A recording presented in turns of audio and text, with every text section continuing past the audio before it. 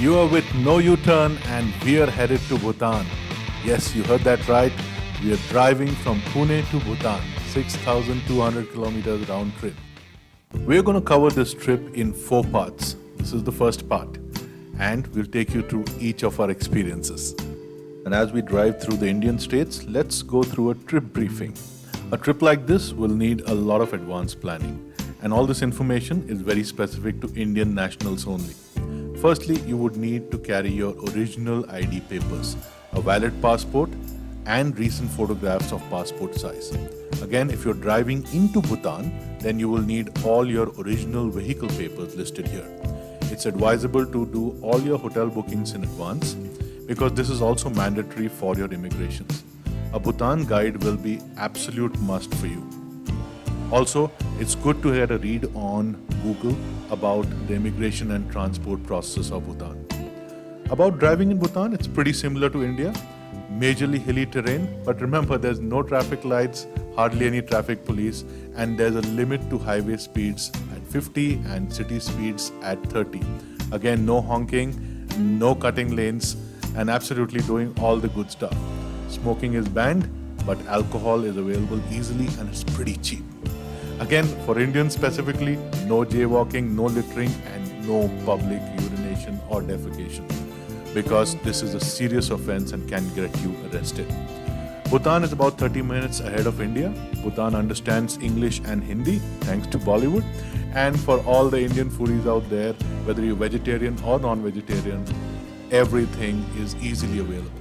Remember, your Indian credit and debit cards will not be valid there, so cash only. And dress sober, otherwise you will not be allowed entry in most of the places in Bhutan. Here's what Bhutan number plates look like. BP is Bhutan Private, BT is Bhutan Taxi, and BG would be Bhutan Government. Just FYI. And as we speak, we are rolling into the entry gate of Bhutan. Absolutely mesmerizing architecture, amazing detail which will be seen all through Bhutan now onwards. And the minute you step over into Phuntsholing, an amazing calm takes over you. There's hardly any traffic violators, there's no jaywalkers, and there's no lane cutting. We've had a long day today and we will crash for the night now.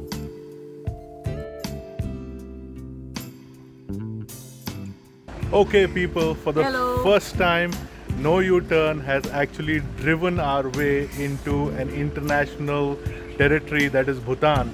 And yes, here we are at Phuntsholing, Bhutan, and for the first time there is our ride, the Mahindra Scorpio that got us here. We are about 2,500 plus kilometers away from home in Pune, and we are thrilled to bring you this video. So Jai Hind and stay tuned.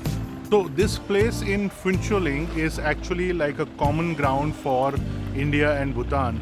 So actually, when we reached here earlier, and we could just go over to the India side, have food, come back to the Bhutan side. It's like a free passage for this place. The good part is, this is as much as Bhutan as it is. And the first thing about Bhutan that strikes you, firstly, it's a beautiful place. Right now I'm on the highway, so those mountains is all that's going to be as we move along. Typically, there is no honking out here. People follow the traffic rules like crazy. You cannot overtake, no wrong side driving, and all the good stuff which makes you feel at ease. So this is where we are staying in Phuntsholing. It's called Hotel Palm. Lovely place, lovely service, great rooms, and this is where we're going to park for the day. There's some yummy street food for breakfast. We have arrived at a crocodile park in Phuntsholing. Now our permits and papers are work in progress, so we need to kill some time today. And this is one of the must-see places in Phuntsholing. So let's see what this park has in. This is quite an interesting park actually. Quite a humble entry, but once you enter inside, it's got reptiles of all sizes.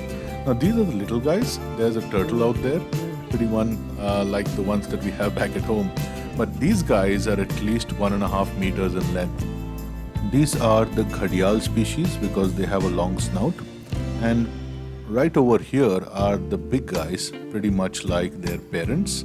and each of these guys must be at least 10 to 15 feet long. Again, they are fish eaters, but I would not take my chances with them. And right next to these ghadials is the actual crocs. There's a couple of them out here, and if you see closely, these guys are a lot mean looking than what the ghadials are. Either ways, I'm so happy to be on the other side of the fence and would never want to come face to face in the wild with any one of these guys. Just look at them, just look at those teeth. Wow.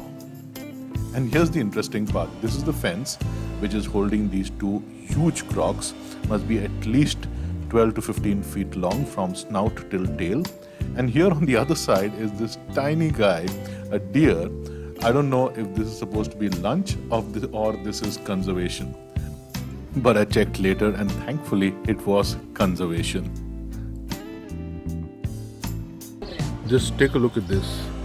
In this seemingly quiet paradise, beautiful water, what one would easily fail to notice is the cleverly hidden spout of a croc.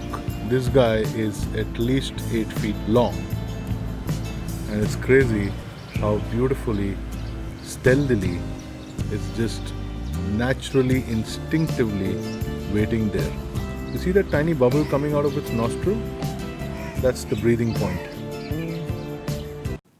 So after the croc park, we head out to our own lunch.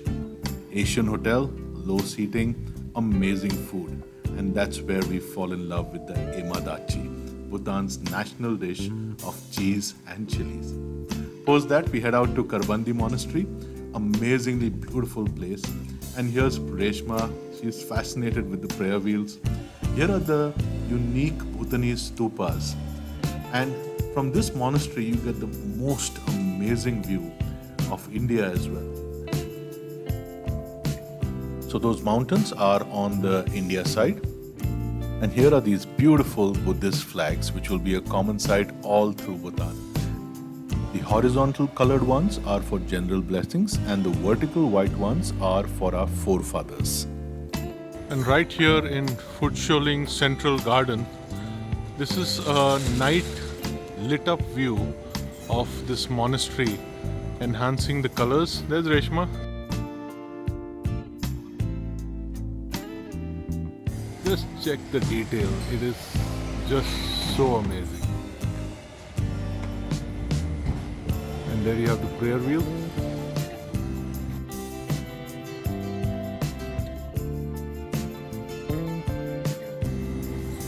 This place is quiet. Honking is not the culture here. There's a main road right next to us, but you will not even hear the traffic, let alone be the honking. One of the beauties of this place is you are not allowed to jaywalk. You can cross the roads only when there is a demarcated zebra crossing. And here is the wall that actually separates India and Bhutan. And you see these guys who are actually going there. There is the exit. It was shut off at I think about 10 o'clock Bhutan time. And right across the wall is India. And as I said earlier in this video, this is a place called Phutcholing. And the adjacent place is called Jaigaon. And both these places have a kind of a come and go arrangement, and the checkpoints are actually beyond these places. So here's the wall. Pretty interesting stuff. These shops that I'm showing you are on the India side, whereas on the Bhutan side, you see these shops. They have a very humble name, like typically on a green background and white letters. And just observe these folks out here. That's the zebra line, and people will be crossing only from the zebra line. We finish our day with Bhutanese beer and more Bhutanese food, and it's so yummy. Next morning, our permits are done, we're all set, and we're ready to explore Bhutan. We have actually broken this whole series into 4 parts. This part was Phutcholing. The other part, second, will be Paro. After that, we'll go to Thimphu, and from there, we'll go to Phobjikha and Punakha. So stay tuned, as we bring you all that is there to see in Bhutan. This world's greenest country is more than 70% forest. It produces more oxygen than it consumes. No wonder this place is full of happy people, has the highest happiness index, and such a beautiful, rich, and vibrant culture. We are so happy we decided to do this trip, and we want to bring that all to you. So, this is Neo U-Turn, our channel that brings to you our travels and lifestyle experiences. You're watching part 1 from Choling of our trip from Pune to Bhutan. Next in line will be Paro, Thimphu, and Punakha and Phokjika as parts 2, 3, and 4 of this journey. So, thank you for watching. Hope you liked the video. Leave your comments and subscribe for regular updates. Jai Hind, signing off.